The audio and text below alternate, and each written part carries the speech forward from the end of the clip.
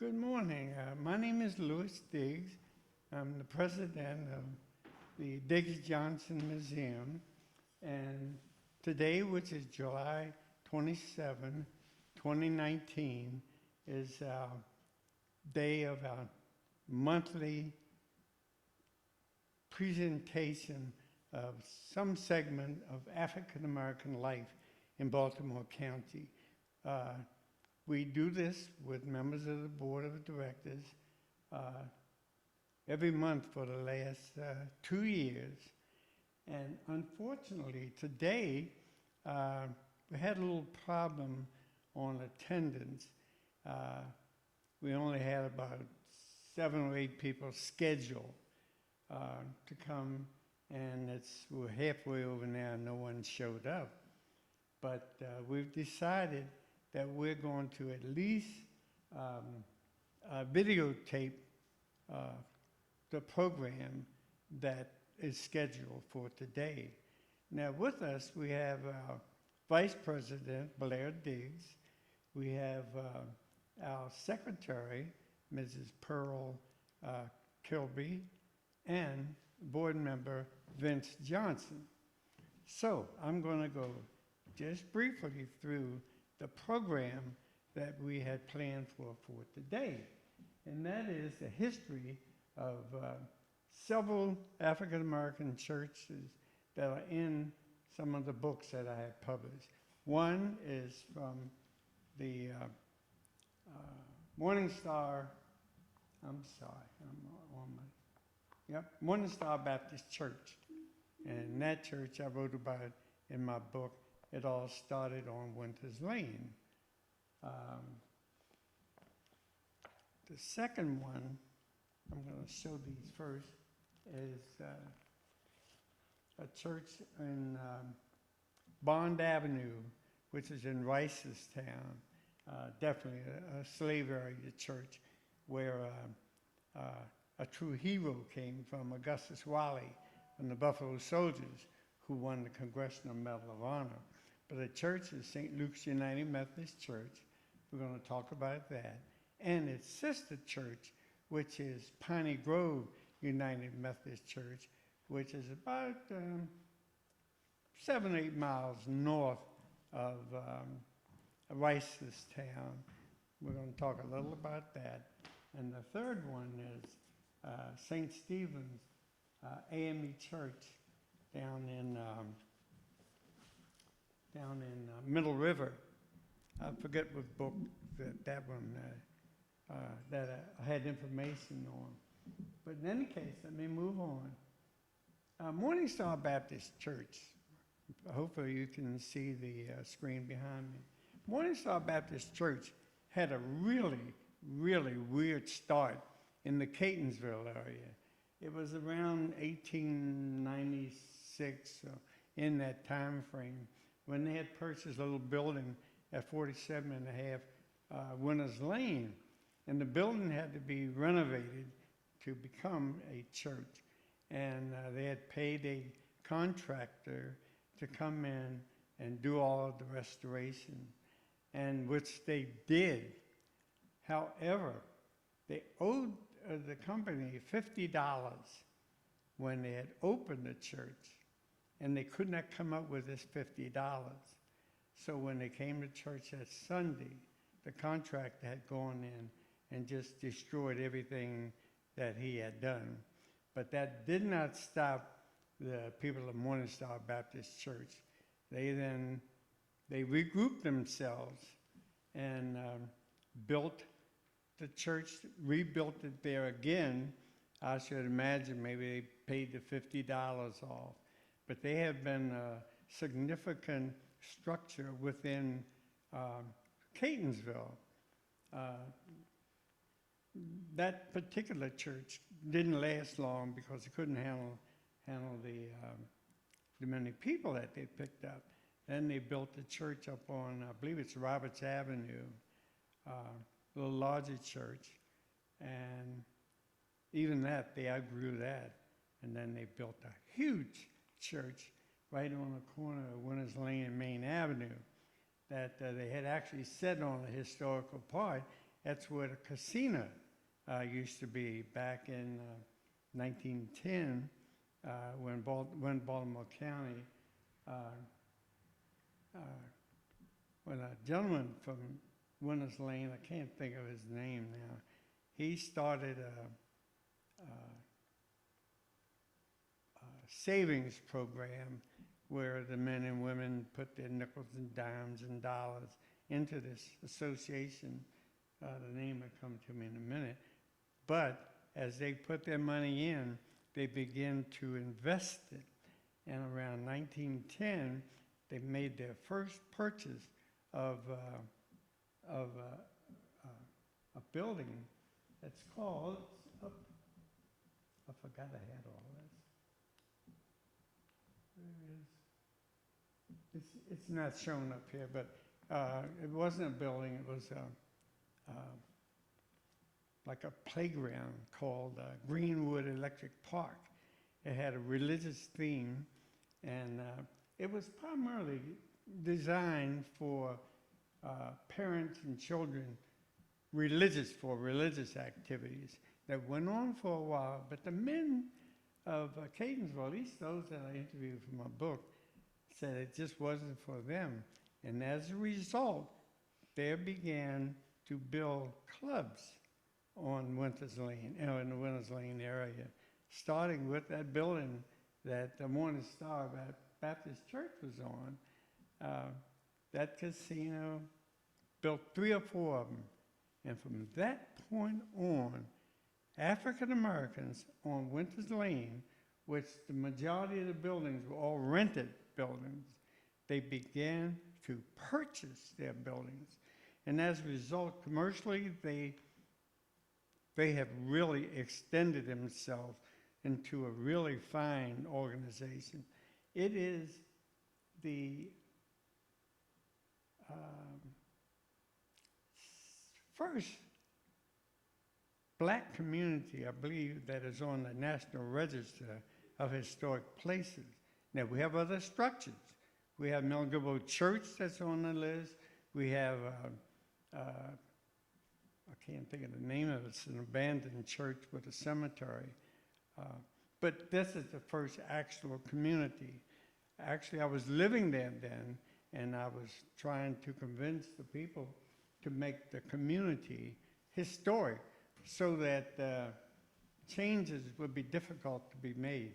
But there were too many people that came in to Catonsville and didn't care for that particular program, and I lost out. However, one of the ladies that was working with me decided to go in another route, and that is to make it, put it on the National Register of Historic Places. And that's fine, with the exception though it doesn't protect anything.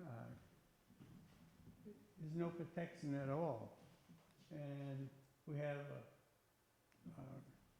Remus Adams had a blacksmith shop there during the slavery era on the National Road. That's unique. There's an original 2 of them African-American schoolhouse. Now that is pristine. It has been a church, but there's been no significant change to it. And it has been extremely difficult to get the owner of the church now to get it designated historic. And that is really bad. And the next one is St. Stephen's AME Church down in the Essex area, Middle River. Not too many churches in that area. And this church had its beginning around 1870s. And they have been very successful down there as far as churches are concerned. In the Essex, in the Dundalk, and what's the other area down there? But this particular church is still there, has been extended several times, has a very large cemetery to it. Records are not too good, but the cemetery is there, and it's still really functioning well. And this is what the building looked like. This was one of their first ones. And this was the second one they built, and this is the one that's there today. and they draw people, blacks from all over that part of Essex Middle River area. And this is a portion, you can only see it, it's not too much, but it goes around the church. This is just a shadow of part of it. And the Brown family, they're one of the really older members of the church, and they were able to share with me much of the history of not only the church, but the community. And this, of course, is their home. And this is another one of the very old families from that particular area. And the next one, St. Luke's on Bond Avenue. Now, this community was actually, it was there when slavery was intact. The reason I say that, well, not intact, but still there, because people, the slaves at that time, were able, a lot of them were able to buy their way out of slavery, and they settled in that particular area. And one of the really significant people that came from Bond Avenue is Augustus Wally, who was a slave. When slavery ended, he then joined the 10th Cavalry or 9th Cavalry, went out in the Western frontier, saved his white officer, and won the highly coveted Congressional Medal of Honor. And that wasn't recognized until a group of us, in which I was part of that group. It's called Buffalo Soldier Chapter, and our home place is Morgan College. But we recognized that the state and the federal government gave the proper headstone for Mr. Wiley, and we had a nice big parade out there. And much of my family came from there as well. My ancestors, I had back in the early 1700s, were just a little bit up the road at the older church, which is Piney Grove. And the people that lived here came up to Piney Grove United Methodist Church until they built their own church, which is reflected right here. This is, I believe, the second church. No, this was the older first church. But before that church was built, that community had made arrangements with, I cannot think of the gentleman's name, to be given a little piece of land where they can bury their dead, which he did, and he built this one-room schoolhouse that has been there, it was in the 1800s. And it's been in existence for a mighty long time before they went back to the same family and asked to extend it so they could build a church, which they did. And that's all fine, except in the olden days, I have found in the research that I do in my book that these churches had parsonage, and they made the ministers live in the parsonage. Therefore, they took an interest in the people and their communities. However, here, they did not care about what was going on. This one-room schoolhouse, they just destroyed it. They had it torn down. That is terrible, because here in Baltimore County, there are so few one-room African-American structures still standing that we have to do our absolute best to try to preserve them all. And if people in the county just understood how much money could be available to them, because in 2012, this museum ran a workshop up in, well, the museum wasn't in effect at that time, but we were, and we were located up at the Baltimore County Historical Society, and we had a workshop where people were not aware in this county that there was $1 million a year uh, given by the grant strictly to preserve African American structures. So I remember it was Betty and I had put on this program. As a result, uh, there were at least 7 or 8 churches and lodges that had gotten whatever it is they needed for their structures, mostly churches. And I'm so pleased today that I found out, like I helped to get one in Catonsville, then I understand they got a second one. And that is good because our goal was to inspire them or motivate them to go in the next years and apply on their own. And there were really, really quite a few. They could have gotten a grant to completely restore that building, but they did not do it. And this is what's next to it. It was the Elk Lodge, where whites went, right next door to the church. They eventually sold it to the Dett family, and they were entrepreneurs. They had a shoe repair business still there on Main Street, and they bought that lodge for the church. And this is one that I understand they got a $100,000 grant because it's always been a dining room and a meeting room, but it lacks upstairs. There's no way to get out downstairs. It was just in bad shape, and now they're actually working on restoring that. And this is a picture I was just sharing with Blair, because this lady right here, the stout lady, is my great-great-great-grandmother, and my grandmother's right beside her. They were from Piney Grove, but like I said, these two communities were together, and they were actually going on a tour up to Devil's Den up in Pennsylvania. And these are the kind of pictures that we really need to archive. And Miss Cocky, oh, hey, how you doing? Good. Nobody showed up, but we decided to videotape it anyhow. And I'm almost done. Miss Cocky is a lady who has a remarkable display of African American life in this particular community, and it's called My Grandmother's Trunk. And she was going to be here today, but she's not feeling well herself.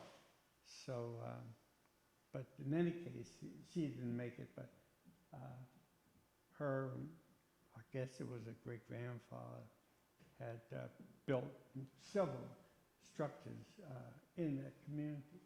And below it, this is the Dett. That shoe shop is still there, the only black business in that area. Now, there may be some now. I haven't been up in that area for quite some time. And I believe the last church is of Mount Olive Baptist Church, which is in Towson, but it is not part of East Towson. They come from an area many, many years ago. I forget the year, but where they are located was where the slave quarters of our Governor Ridgely at Hampton Mansion. When slavery ended in Sandy Bottom, some of the blacks stayed and they worked on for the mansion or for wherever, and they turned the slave quarters into tenant houses, and they built this church, Mount Olive Baptist Church, and there's a large, very large cemetery there, and I admire that church so much for it. That is the best well-kept, and one of the 2 or 3 churches that kept a record of who is laid to rest in their cemetery, and that's really good for people searching for their roots. This is, I believe, was the second Mount Olive Baptist Church. I believe it's the second. It could have been a smaller one, but I really don't have that one. This is it today. Very, very large. But there's, of course, no more of Sandy Bottom. That whole area contains juvenile detention center, a large white school that has taken over where the second Carver High School existed. But and then beside it is their parsonage, and between where the school is located and the church was where the blacks actually lived. This gentleman right here, who I interviewed, lived on Sandy Bottom. He resided on Bond Avenue, and I don't know if he's still with us or not, but he provided a ton of information. As a matter of fact, this is Ms. Rachel Frazier. I don't recall whether or not he said she was related to him, but she is sitting in the back of her home that faces York Road. They had many homes there, but when commercialism really came through in the 50s and 60s, almost every home was rented. And because of the money-making thing, every one of them was destroyed. But this is a good one of the back, and this is a picture of one of the homes rented in Sandy Bottom that was facing York Road. And this is the second Carver High School. This was actually located more closer to where the slave quarters were. It was a wide area, and they built a second school there. Didn't last very long when changes began to happen, and they took over this area and built, I can't think of the name of, some high technical school in Towson, extremely large. And one of our goals was to have a marker placed there to indicate that on these grounds set the second Carver School with a little bit of information. And I'm sure you all know that. In my role in the Culture Festival, I do have markers created for our historical. We still have one right here. And this is what I want to do, but somehow people found this out, and then they tell me that Mr. Diggs, there's nothing here to say that was part of that school, not a brick or anything. And I said, that is still fine. It's still on the grounds where this school sat, and we would like to mark it as a historical part of our historical structures that existed in time. I have not gotten that done yet, only because there are other markers that needed to be done. And last year, as you know, the festival was canceled because of, I forget the name of the storm. So I'm behind on these. So maybe when we have our festival this year, I might have some luck in getting it done.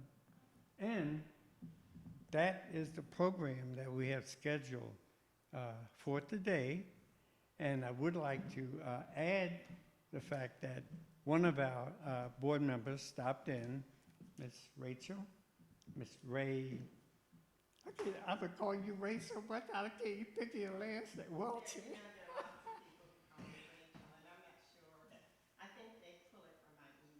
Okay.